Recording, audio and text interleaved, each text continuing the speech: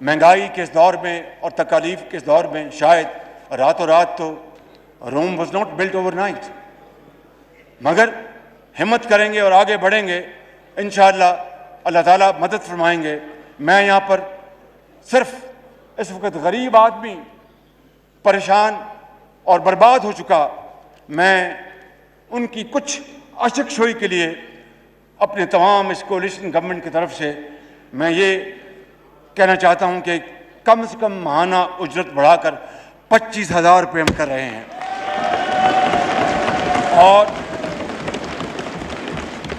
और सूबों के तावन से आइंदा चंद रोज़ में इस सिलसिले में बाज़ाब्ता हम ज़रूरी कानूनी कार्रवाई भी करेंगे इंशाअल्लाह। और इसका इतलाक़ इसी 1 अप्रैल से होगा, जो गुजर गया है इसी महीने से होगा इसका इतलाक़ इंशाअल्लाह। और मुझे उम्मीद है कि तनख्वाहदार तबके के मुश्किलात का अंदाज़ा हमारा सरमायाकार अल्लाह उनको और हिम्मत दे कि पाकिस्तान में सरमाया लगाएं।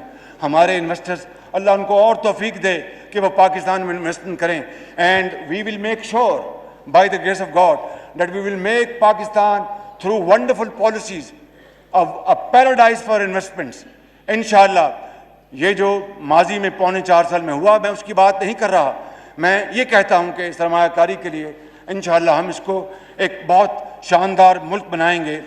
और मैं उम्मीद करता हूँ और अपील करता हूँ अपने सरमायाकार हजरात से, सनतकारों से कि वो 1 लाख रुपए तक के जिनकी तनख्वाह है उनके लिए भी वो 1 अप्रैल से उनकी तनख्वाह में 10% उसमें इजाफा करेंगे इंशाअल्लाह।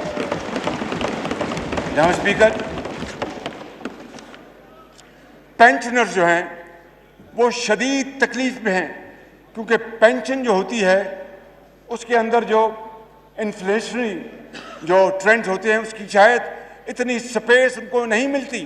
तो लिहाजा एक लगी बदी पेंशन में जब महंगी चीज़ें ख़रीदनी पड़ती है और अगर कोई सफ़ेद पोश हो तो फिर उसका खुदा हाफिज। इसलिए हमने ये फ़ैसला किया है कि पेंशनर्स को इस साबका दौर में नज़रअंदाज किया गया, लिहाजा सिविल और मिलिट्री रिटायर्ड पेंशनर्स की हवाले से हम उनकी पेंशन में 10% का फिलफौर ऐलान कर रहे हैं और ये भी 1 तारीख से लागू होगा।